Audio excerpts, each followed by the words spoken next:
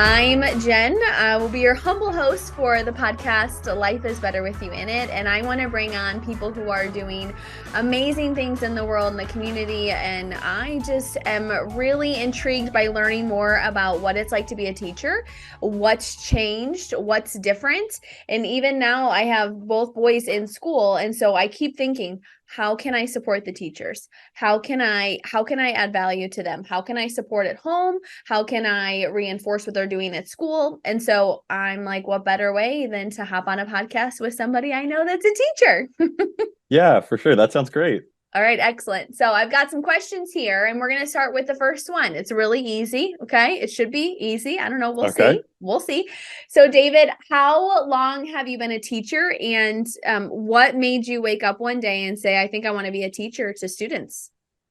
Sure. So I have been a teacher since 2013. Mm. So this is year 10 for me.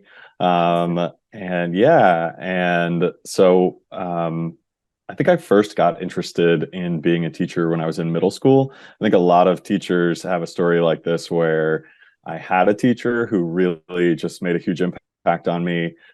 She was my seventh grade history teacher, and she was really encouraging. She really went out of her way to emphasize what she thought I did well and encouraged me to participate in class, and encouraged a joy of studying history and social studies. And then I thought, like, well, what better way than to be a teacher? Yeah. So one in middle school and then another in high school that really kind of made me see the value in it and see kind of the potential in the career. That's awesome. So, year 10, congrats. That's like a decade of your life spent Yeah. teaching. It's amazing. And so, thank you for all the impact. And so, what I heard during what your answer is that these teachers were encouraging you and they went out of their way to tell you the good things that you were doing. So I feel like those are two huge ways that students and can kind of receive that love that they get at school because they spend a lot of their day with you as a teacher. So I love that. I'm going to be thinking about those two things today about how teachers can encourage their students and go out of their way to praise what they're doing. And I think I try to do that at home too, even as a parent, right? Like, hey, love how you did that on the first ask. Right, exactly. Yeah. And I think it's tough because at the high school level, you get a little less than an hour and a half with the kids, and you have so much that you're trying to accomplish. And you kind of know on some level, like, you want to give each student some individual attention, Yeah. but you've got so much going on. So just trying to remember, like, what that did for me when a teacher did that for me, and then trying to extend it to other students. Love that. So, what was education like back then, a decade ago, when you first started? And maybe what has changed now from the lens of a teacher for those of us who are not in the classroom every day, right? I think this year more than ever, I've been trying to get more involved in the classroom and just understand like what it's like to be in a class and watch how they are moving from station to station and then, doing the lunch. And I hear about the lunch menu and I hear about the lunch antics and the things that happen when they have a substitute. And so, what has changed or maybe what stayed the same that you want to kind of like peek back the curtain for those of us who don't get to sit in the classroom day in and day out? Yeah, absolutely. I think a big thing that has changed is the need for teachers. You may have heard about, like, teacher shortage. So when I first graduated from college, I had my master's degree. I'm all set looking for a teaching job, and this was 2010, and so it was the middle of the Great Recession, Yeah. and basically school systems just were not hiring. They didn't have the budget for it. So I actually spent 3 years looking for teaching jobs unsuccessfully, and I worked other part-time jobs while trying to find a teaching job. And so it really was like I'm just going to have to take whatever I can get Yeah. and try to get my foot in the door. And so a big change over the past 10 years has been like, man, we need people. And so the school that I'm at, I am the leader for the social studies department. So this is not like a ton of responsibility. It just means that I'm kind of the point person between administration and the department. And one of Mhm. the things that I tell, especially my new teachers, is like, we need them. Part of what I view my job is to make sure that they feel supported enough that they're going to stay, Yeah. because there's no one waiting in line at the door. It's not like when I started and it was like, okay, if you leave, we've got 10 other applicants who are looking for a teaching job. This school system is in high demand. We always have people looking for something.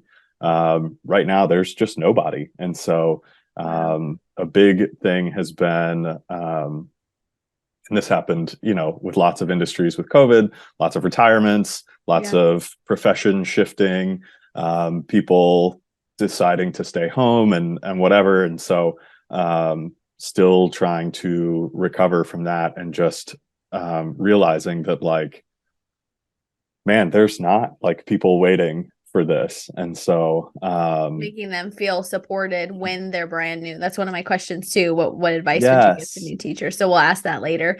We're going to come back yeah, to that one. But being able to support new teachers. And so what does supporting a new teacher look like? And this kind of segues into like my next question of like, how can parents support students at home? And then how can parents support teachers at school, right? I think there's definitely been this culture shift and there's a viewpoint shift of teachers and the way that mhm, teachers add value to a student's life, right? Like at some point, you are going to have teachers that you don't like. That's just how yes, it goes. That and it's also in life and in the workplace. right, And so like how do you manage when the teacher's less than ideal? And like right, we try to navigate that on the home front, but back to my question of like how can parents at any age support their students at school, and then how can we support our teachers? Like what does support look like from a teacher? yeah. So I think a big thing that I've noticed, and this kind of goes along with the shift, and um, it's probably a shift from when you and I were in school as well. Like, um, there was kind of the sense that it doesn't matter who the teacher is, you're gonna go and just kind of do your best, because that's sort of what's expected for you. Like, that's Mm-hmm. the expectation my parents put on me. And the what I have seen now is that um, the connection between teachers and students is so important Mm, to, like, getting them to engage with the material. So I can't expect that students will just come in and want to learn about, I'm a government teacher, so that they'll want to yeah. learn about the Articles of Confederation or the Supreme Court or whatever, just because, hey, this is what we're doing. I'm the teacher. I told you this is what we're doing. You need to do it. Yeah. Like I the was big very scared. I change was one has, of those students who was like, whatever that teacher said is law. And that's yeah, it. exactly. Right. Right. And that is like so not the case Yeah. anymore. Where students want to know, and I don't think this is a bad thing. Like, students want to know that their teachers care about them as a Mm, person. And so I always start, almost all of my students are seniors, and so I always start class by asking, um, what's going on in the world, like, right, like news, kind of government stuff, and also like what's going on with you. And so I hear stories from their work, I hear about how the volleyball team is doing, I hear about, like, whatever clubs they're in. I get updates on when they hear back from colleges. And so then I'm able to show that I care. And when I show that I care, like, this is not true for every student, but when you show that you care about them, like, suddenly they'll follow you wherever we're going to go. They're way more forgiving, like when mistakes get made. Yeah. And so I think I may have lost the thread of your original question. It's okay. So Um, the how do we support how do we support our students at yes, school?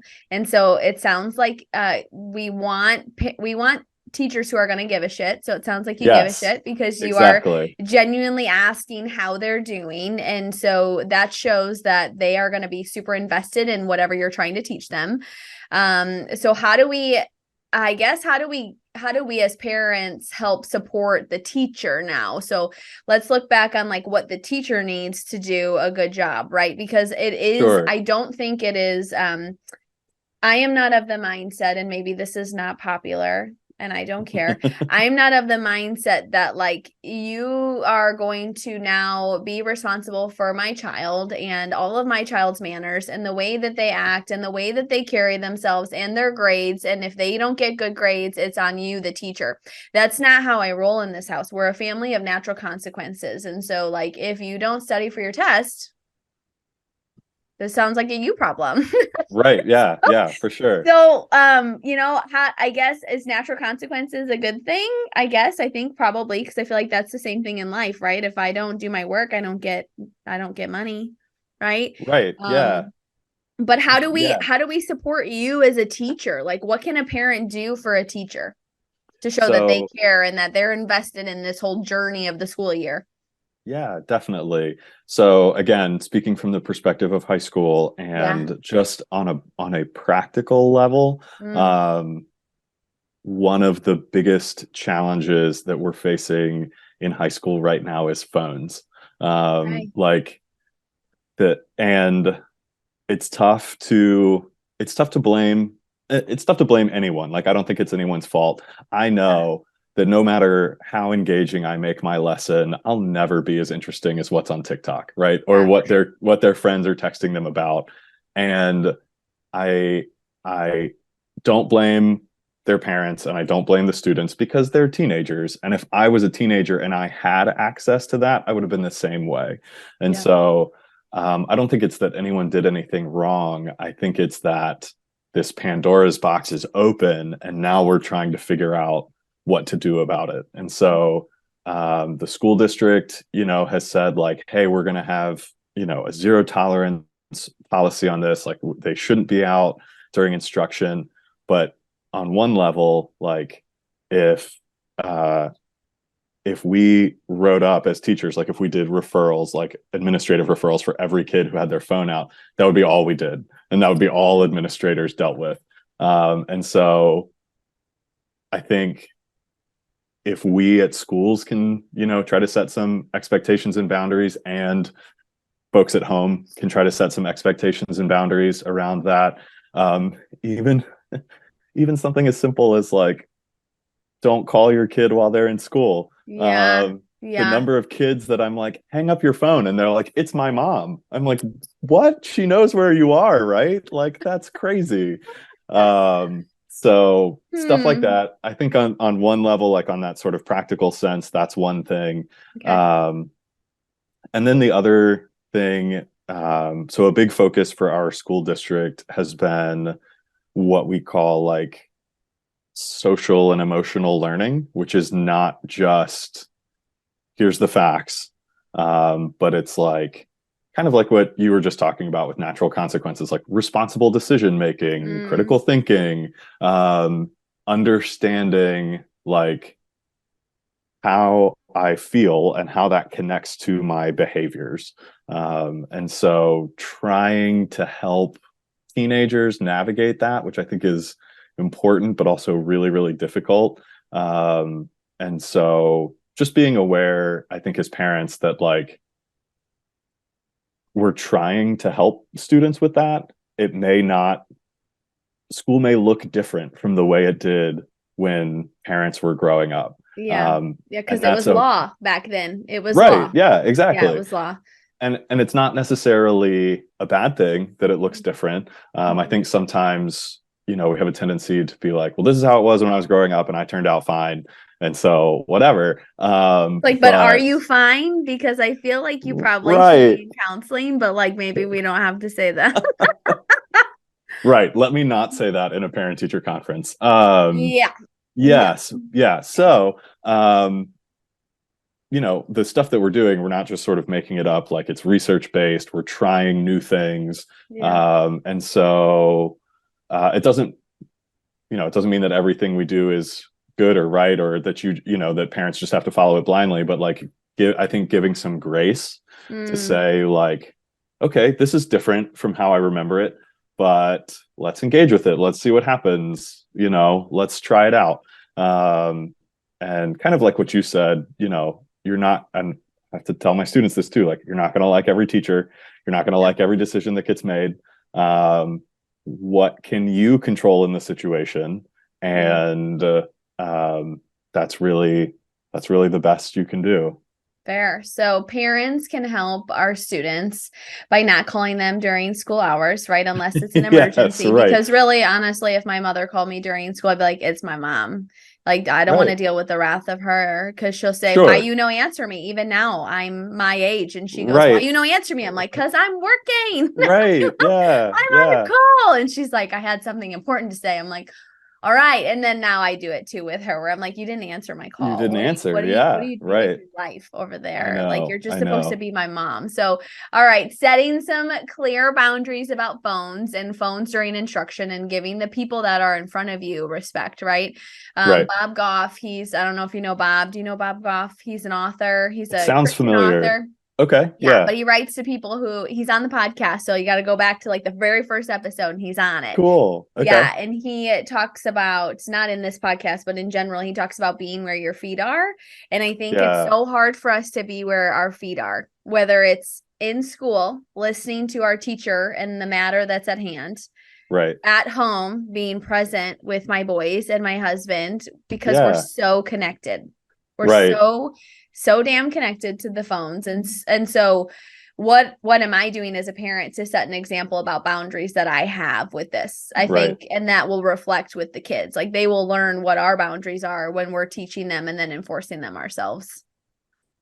Yeah, and I catch myself not, when I'm at work, not even with the phone, but like my wife likes to say, what's the most important thing to do, what you're doing right now, and who's the most important person it's who you're with Mm, right now. And so if if I'm working on something at my computer and a student comes up to ask a question, like turning and looking at them and stopping what I'm doing, even though I could probably answer it and keep working on this email at the same time, but like mhm. giving them my full attention, something as simple as that, just to show them that, because I think this is true for everyone. I think it's especially true for teenagers. Like, am I important? Do I matter? Does what I say have value? And Yeah. so just something as simple as like, I'm going to stop what I'm doing and look at you and fully consider what you're saying, I think helps answer those questions for them. Yeah.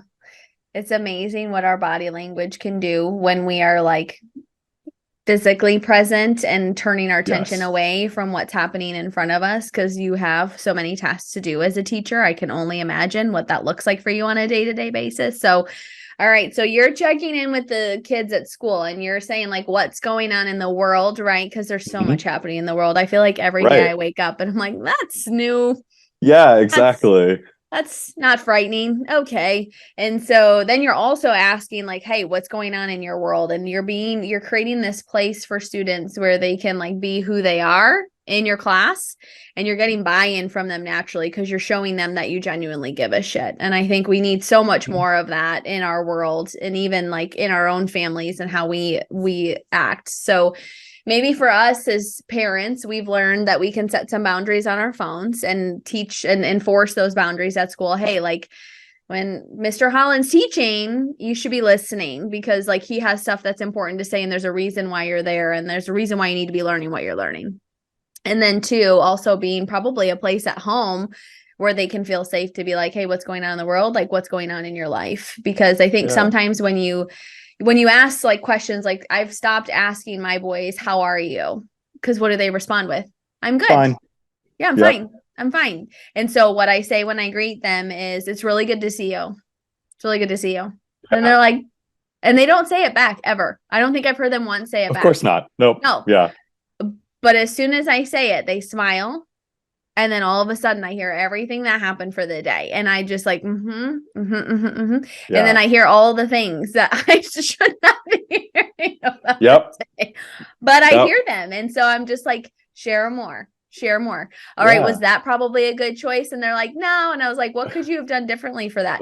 And so I feel like when I show I'm invested in them, I can give them that kind of feedback. Like, was that the best choice? And they're like, no. Hmm. I'm like, oh, okay, what do you think you could do differently this time? And then they'll tell me, and I'm like, all right, so I'm glad that you know what you're gonna Hmm. try differently next time so it lands better. Yes, exactly. Yeah. Yeah. I try to do that too. Greeting students. Like I had a student one time who um, was very sharp, like very pleasant, but they were chronically either late or absent. Ah, And they told me um, one time how when they come in late and a teacher would sarcastically say things like, "Oh, glad you could join us," or whatever, um, that it would just make them feel like, why did it even come? Like it would just, maybe that was the first class of the day and they came in late, and that just sets the mood for the whole day. And mm, so I really make a point when something like that happens just to tell students like, oh, I'm really glad you're here. Like yeah, not sarcastically, but just genuinely like, oh, it's so good to have you. And I think that makes a difference because again, I think this is true for adults and for teenagers. Like, do I matter? Does the fact yeah, that I'm here matter? And if you're in a class of 20, 25. I have a class of 33 this year. It can be tough to feel like whether I'm here or not makes a difference. And yeah. so any opportunity that I can take to be like, hey, it matters that you're here, I think is a good, um, is helpful. That's awesome. I love the way that you support your students, not just learning the government things and like the things that they need to know, right? That totally Yeah. affect our world, but the way that you impart the care. So keep doing what you're doing because it's amazing. So, what's one thing that you wish parents knew about teachers? Or maybe two things, or um, three if you have them. Yeah, yeah. I think I so this might be a government teacher specific thing. Um, I would say maybe government social studies English kind of thing. Um, is that just given kind of the culture and the state of the world right now, it's just to remind people that we, like in a government class, I'm upfront with my students early on. Like my goal is not to make you think like me. Mm, Um, I'm very secure in what I think and believe, and so I don't need to make a little army of minions that all believe what I believe. Um, but one of the things that I will do is number one, we're gonna like push back on things that are uh, like things that I can tell have come from social media yeah, or are just kind of talking points. Like we're gonna learn how to dig into those things. And so a kid will say like, "Oh, I saw this," or "This thing is happening," or "I have a question about this," and I'll put it up on the projector and we'll go like find sources for it and see, what we can um, confirm if it needs to be confirmed, what we can debunk if it needs to be debunked. Like, yeah, let's look at what this actually is. And so, like, I'm not out to change anybody's political perspectives. If anything, I want to give my students kind of an anchor to reality. And yeah, so that doesn't mean that they have to believe what I believe. Let's at least have some common ground where we can like agree on what some basic facts are. And then if we come across like if we come to different conclusions, that's okay. Yeah. And so we talk about, like, from day one, I say, we don't do debates in this class because I don't find that helpful. Mm. I think especially when there's an audience full of teenagers, that people Like aren't to going to do things change. for show. Yeah, they're not going to change their minds, No, because that's no. humiliating. And so they're just going to dig in and get angry and Mhm. emotional. And so instead, I say, instead of trying to change someone else's mind, make it your goal to be understood by the other person and have them understand you.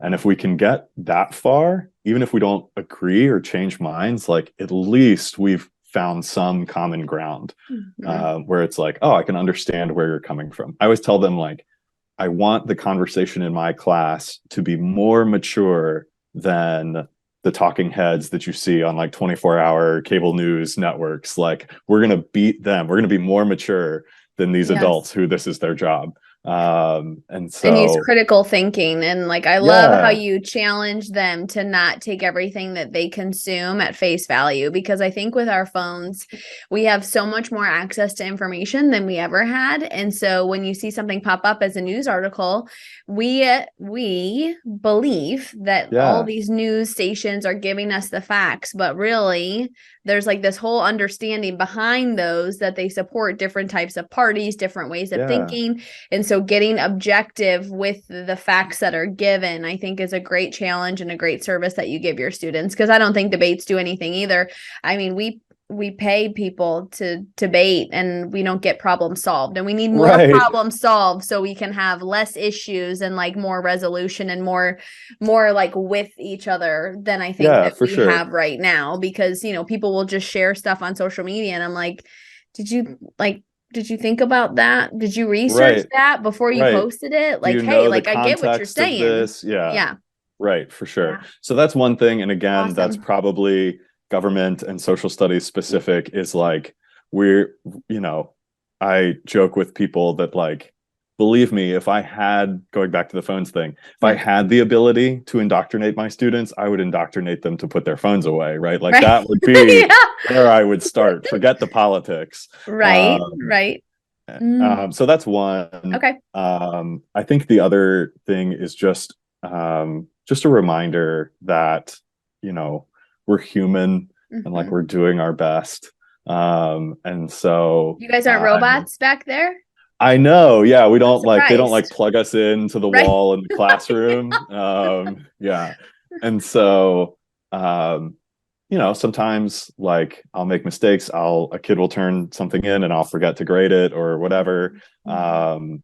And so, from a teacher's perspective, I try to show students a lot of grace with things. Yeah. And in general, I think that helps with the grace in return. But yeah, just a reminder that, like, no one's out to get your kid. We don't have, I think there's that sense sometimes from students, like, oh, Mr. Holland hates me, right? And that's why, like, I don't go home and plot revenge against Right. your teenager. Like, I've got other things to do. And so yeah, we're doing our best. We're just human. We try to own up to mistakes when we make them. And you're not But trying to indoctrinate the next gen. You're just trying to yes, question all the information that we get, right. because I think our world, like for even these kids, I think about all the information that they can consume on a daily Yeah, basis now. And it's like, yes, you do need to have critical thinking and think about what that is saying. And is that true? Is that true? Is yeah, that right? Is that something that you should believe? Let's do some homework on it first. I'm not trying to say you're right or wrong. Like, let's just see if we can find some more research on that. I love that. And right. I love that, Yeah, yes, you guys are human. I'm just surprised we don't plug in teachers and we just right. I say, know, here, I you're a know. robot. You don't even have any feelings. Like, you just do what we need you to do. Yeah, for sure. Yeah. So, yeah, I think so much of the government course is context, right? So Mhm. they've heard some basics before Yeah. from eighth grade civics or from U.S. history about, like, okay, this is how it should be. Like, this was the idea when the government was set up. But a lot of what I do, especially now that students are really paying attention to current events, is Hmm. like, let's see, you've learned what the ideal is. Let's see what it looks like in practice. Yeah. So, why isn't this particular bill becoming a law? Or, why is this election working this way? Or, whatever the case may be, let's kind of see what the reality is. And so, yeah, Awesome. just trying to fill in the blanks, I think, for kids. That's great. So we'll leave us with this final thought. What advice if we have some listeners right now who are, in school and they're going to get their teaching degree, right? It sounds like there's going to be jobs in this market, so it's a good market to Yes. be in right now. What would you tell a new teacher that's wanting to get into education? What like word of wisdom would you share with them?